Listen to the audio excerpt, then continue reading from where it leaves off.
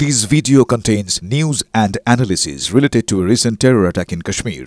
The content may include sensitive visuals and discussions that could be distressing to some viewers. Viewer discretion is advised. We strongly condemn all forms of violence and terrorism. The purpose of the content is solely to inform and create awareness based on verified reports. এবার হয়েছে স্বাদ। হ্যাঁ, অপূর্ব স্বাদ। এমডিএচ এর চাঙ্কি চাট মশলা জীবনে আসল স্বাদ জাগলো। আসল মশলা এসএস এমডিএচ। আজ কিছুক্ষণ আগে হাজরা মোড়ের ছবিটা আপনাদেরকে আরো একবার দেখাবো, তার কারণ যারা চাকরিহারারা রয়েছেন তারা মুখ্যমন্ত্রীর সঙ্গে দেখা করতে যাবেন বলে এগোচ্ছিলেন। ঠিক সেই সময় দাঁড়িয়ে পুলিশ হাজরা মোড়ে তাদেরকে আটকে দেয় এবং তারপরেই পুলিশের সঙ্গে শুরু হয় ধস্তাধস্তি। বেশ কিছু চাকরিহারাদের জোর করে একেবারে টেনে হিচড়ে প্রিজন ভ্যানে তোলা হয়, বেশ কিছু জনকে আটক করা হয়েছে।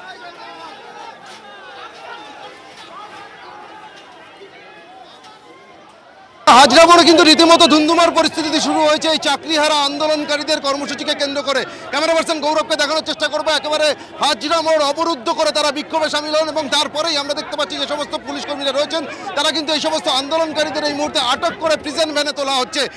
আচার্য সদন থেকে মিছিল করে যে চাকরিহারা আন্দোলনকারীরা রয়েছেন তারা এই হাজরা মোড় পর্যন্ত আসেন এবং এখানে আসার পর তারা রাস্তার উপরে বসে পড়েন এবং তাদের যেটা দাবি ছিল তারা মুখ্যমন্ত্রীর বাড়ির দিকে এগিয়ে যাবেন এবং সেখানে গিয়ে তারা তাদের দাবি জানাবেন। অর্থাৎ ইতিমধ্যেই ডিআই অফিসে যে তালিকা পাঠানো হয়েছে সেই তালিকাতে যাদের নাম নেই তারাই কিন্তু মূলত এখানে এসে আজকে হাজরা মোড়ে আন্দোলনে সামিল হয়।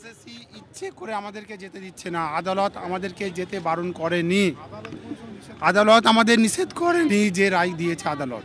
আপনি এসএসসি না গিয়ে মমতা বন্দ্যোপাধ্যায়ের বাড়িতে কেন?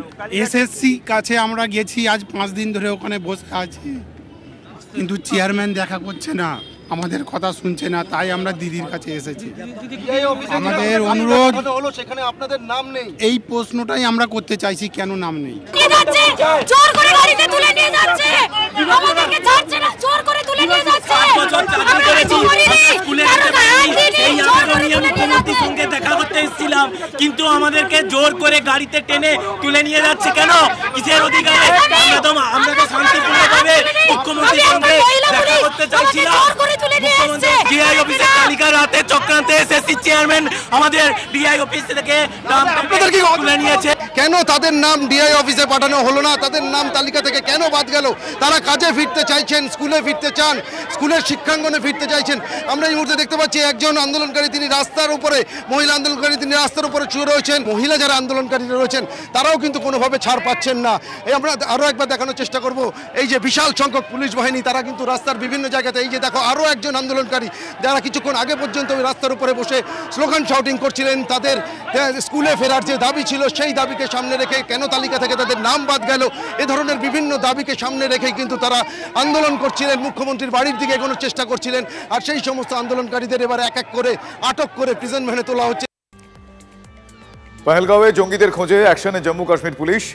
ডোডা জেলার 13টি জায়গায় তল্লাশি চলছে। পাকিস্তানে গা ঢাকা দেওয়া জঙ্গিদের বাড়ি বাড়ি হানা। রাজ্যের মোট 33টি জায়গায় তল্লাশি চালাচ্ছে সেনা।